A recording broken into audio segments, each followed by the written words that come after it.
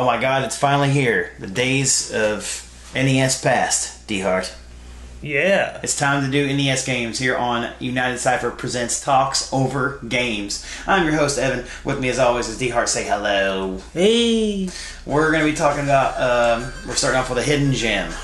We've covered a few hidden gems, only, unfortunately, I guess not enough hidden gems. We played a lot of crappy games here on Unitedcypher Presents Talks Over Games. This time, it's not crappy at all. This is Shatterhand for the Nintendo Entertainment System. Release date was October 26, 1991. I was just about to turn 11 years old when this game came out. Never heard of it. I hadn't heard of it then. I didn't hear about it until like 92, and I was really more excited about Super Nintendo at that point. You're going to jump right in here into gameplay. You want to go ahead and take over the reins, Mike? I got to do some reading. This game, as you're going to notice, is primarily about punching dudes. Oh, you punched the fuck out of that dude. Oh, man. You punched Captain Mustard clear across the screen there. This game's all about punching shit. And, well, there's a good reason for that. The story revolves around this dude here. What's his name? Not Gus Grover. That's the bad guy. Yes, the bad guy of this game is called Gus Grover. So either he's a Muppet or some guy from Kentucky. I don't know. Be that as it may, you're playing as Steve Herman, a would-be Robocop wannabe. He lost both of his arms, clashing with this group called Metal Command, which apparently is led by the aforementioned... They're fucking metal. Yeah, they are very, very fucking metal. Gus Grover. General Gus Grover. So he is an alliterative name. You know how I feel about alliterative names. They're tied very... heavily into one of my favorite pastimes, Razzling. Yeah, Ravishing Rick Rude, General Gus Grover. Anyway, he's the bad guy leading the cyborg army to try to take over the whole universe. And Steve Herman, of all people, is going to stop him. But how do you ask? Well, he got his arms ripped off from fighting a bunch of Metal Command guys, and the Lord saw it fit to give him cybernetic arms. And it sounds ridiculous, but it's a group called the Law and Order Regulatory Division, or LORD. So the Lord saw fit for you to seek out metal and battle them, and battle metal and try to destroy it. So apparently you're like the Christian Coalition and you're trying to destroy everyone's really good metal records. I don't know. But as you see here, the game isn't just about punch size and stuff and beating up robots with your tin can hands. You've also got these little drones here provided by George Bush and his excellent committee, and maybe Obama now. You got some drones that you collect these three little symbols, alpha, beta, and gamma, I think, from these little pickups that you punch. Guess what? You punch them. No doubt, right? And you collect three different symbols, and you match them in different orders, and you get drones. And the drones fight alongside you, and they attack every time you hit the punch button, which is B. And guess what button jumps? DR, you want to tell them? You want to spoil the surprise? A. No, wait, no, seriously. What? A. Oh, the A button. Not you were just. I thought you were Fonzieing out on me there for a second, and then you actually did Fonzie out. But yeah, this game, a bit of a hidden gem. I'm not going to say it's a bit of a hidden gem. It's definitely a hidden gem. You never played this before, had you? No. Before today. I heard the name. Yeah, it's been bandied about like as a schoolyard favorite. Like, oh, look, it's Shatterhand, dude. It's cool. You just got punching stuff. That's the Southern Indiana talking. Sorry. Yeah, basically you punch the shit out of things, and D-Hart's going to face the first boss right now. Let's see how he does. You gather gold coins, of course, because every game in the 80s is either about gold coins or experience points or some crazy shit. Some kind of RPG or points mechanic. The gold lets you buy armor and upgrades for your metal fists, and you go from green vest to red vest, because I guess that's salient. You got my least favorite one. I think it's Triple Alpha. I don't like He's the yo-yo. His power is real limited and doesn't go very far. So he makes this boss fight particularly difficult. I just like how the Lord gave you new arms. The Lord saw fit to, provide you with tin can hands.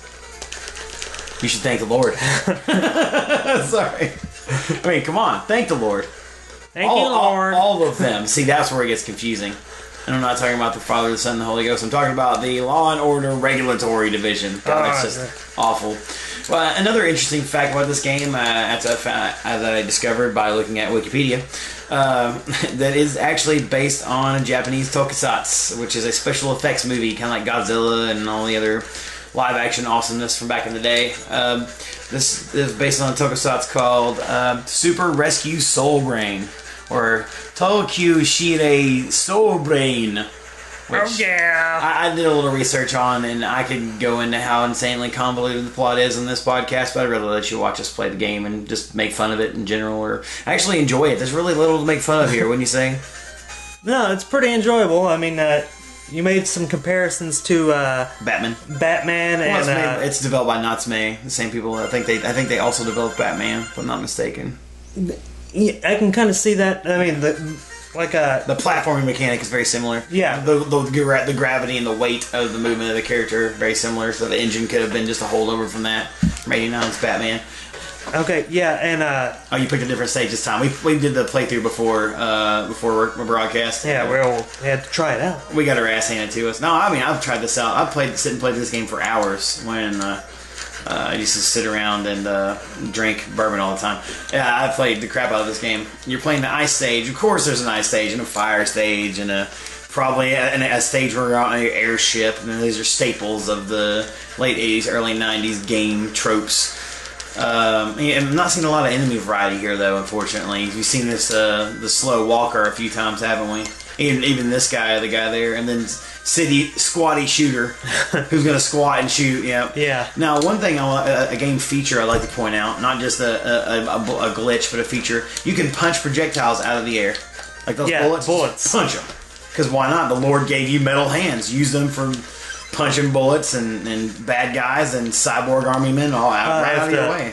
If the Lord deems it so, then the Lord see fit to give you metal hands. You shall puncheth bullets. Oh God, all the Lord jokes all around and thin. Well, for Easter. Yeah, well, of course, yeah. We just celebrated Easter or Ishtar. So if you want to be a pagan about things, you got shot with bullets. It's too bad the Lord didn't see fit to give him a metal chest. The cyborg army has guns, right? Why don't they give you a metal chest so you don't get shot in your goddamn not metal heart at all? Lord, you forsaken fucking poor Steve Herman. Might I add, his name is spelled with 2 N's for a double dose of Nintendo. Herman. Herman. Oh, it's Steve Herman.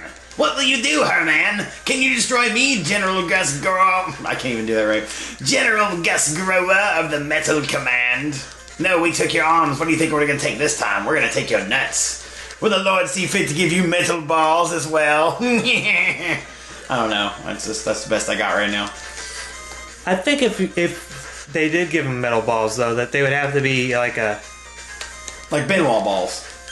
Clang, clang, clangle, clang. No, I was thinking like the kind that you would set on a desk and they clack together. Oh, yeah, the dangly types. I can't remember what you call that particular desk ornamentation, but I've only ever seen it on people's desks. Occasionally on someone's, fireplace or whatever, their mantle or their sitting room. They have that little thing and they just walk by and clack it and start the whole chain reaction of nearly endless motion. Until it slows down to totally not endless. Yeah, totally not endless at all. I know you've been trying as a scientist and engineer, been trying to harness the secret power of what is it? What do they call it? Perpetual motion. Perpetual motion. It doesn't exist. It doesn't exist now. You don't think it does? It's impossible. No. Now, what if you could punch something infinitely? Steve Herman could if he was being shot in his non-metal heart. God, that's such a huge flaw, Lord. What was Lord thinking? Oh, you got the fucking game over screen.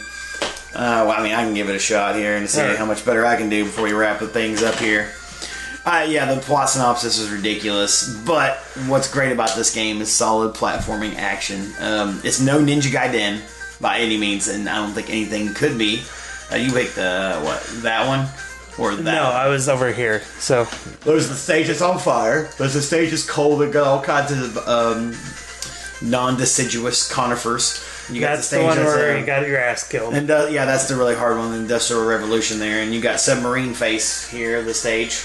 Let's try Creepy Cave Land. Or Railroad Tunnel. I don't know what you call it. There's lots of plot that I clearly read to you. I guess it's outlined in the instruction manual, but how much plot have you seen in it? Has there been any cinema? Except for the one at the beginning, no. And all he does at the beginning is just show how awesome his arms are, like just flexing. I'm gonna flex these bullets to kingdom come, and then he punches a guy.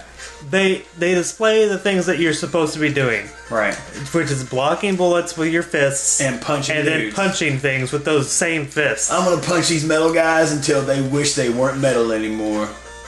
I'm gonna punch them until they wish they were their insane clown posse. No one would ever wish that. Oh, yeah. Insane Clown Posse trivia number 2, or number 1 million, because I don't know how many times we brought them up on this podcast, but we talk about them a lot in our other shows that when we have them.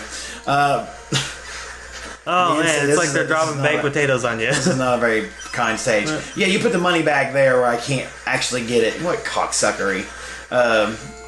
God damn you, Natsume! Alright, this better give me power. There we go, I got a red vest now. Actually, it's too bad you have 1 health left. Great, that was totally worth 100 fucking gold coins of my hard-earned punching skill. Alright, let's see where this goes. What was I was on about a point, and I do believe I digressed. Yeah, Insane Clown Posse fact. Did you know that GQ magazine, the often touted magazine of class and culture among the sophisticated man in this country, they actually voted Insane Clown Posse the worst rap group ever. Okay. Yeah, I don't really keep up with the insane news. Insane Clown Gazette. Do they have a newsletter? I'm probably sure that they would go as far to like say, oh, that's great news that we've been voted the worst. They're the kinds of guys who just kind of, oh, this one sucks because you have to hold down. You can't punch-size people, but you do have a flamethrower, which is cool. But you have to hold down the punch button. How could you possibly do any damage while you're holding down punch? The game is about hitting punch as fast as possible. Yeah, well, not holding it down. I suppose if you were behind a wall, that would work because your dude can still fly over and flame things. Oh yeah, this is totally the best weapon ever. I'm getting. Fuck this stage. What's up with this game being all hard and shit? Maybe this game is as equally as hard as Ninja Gaiden, but I'm not sure. If you want to check out me playing Ninja Gaiden, by the way, which is a superior game in every way, even though, I mean, no game could be Ninja Gaiden, except for Ninja Gaiden Black for Xbox and next-gen consoles. Anyway, sorry, they're not next-gen anymore. The Xbox One and PS4 are out. I digress. You should check out Eddie Mike versus Ninja Gaiden. We should post a link to that in our show notes or in the description of the podcast. Okay. It's hard to miss because it's one of the only video game, one of several, not one of many video game posts on my personal YouTube page, Eddie Mike. You should check that out. It's me playing through an NES classic Ninja Gaiden in less than 40 minutes without dying on the last boss once, which is a point of pride for me. I'm dead. Unlike this poor performance, I only die a few times and it's only minorly catastrophic. Getting through that game in a half an hour is pretty ridiculous. I am skipping all the cinemas, fair enough, but fuck, it's hard. You've tried to play it, I'm sure. We might have to cover it on this, since we haven't done NES. We might. Oh, yeah. We might. I mean, it might be. We did do the Ninja Gaiden Square Jar Challenge. True, but see, you never see me play it on there. Yeah. You can watch me play it at my video link, which is posted below. I think it's going to be the last game over there. I'm going to go ahead and hit end. Yeah. Shatterhand, give it a shot. I think it's a hidden gem. It's a classic game. I'm going to actually try to beat it and then see if I can come up with a ridiculous completion time for this game as well. On behalf of myself and D-Hart, I'm going to say adios to you, Internet Land. See you next time on Unitedcypher Presents Talks Over Games. D-Hart, do you have any closing comments? See ya. Yeah. Bye-bye, everybody. Bye-bye.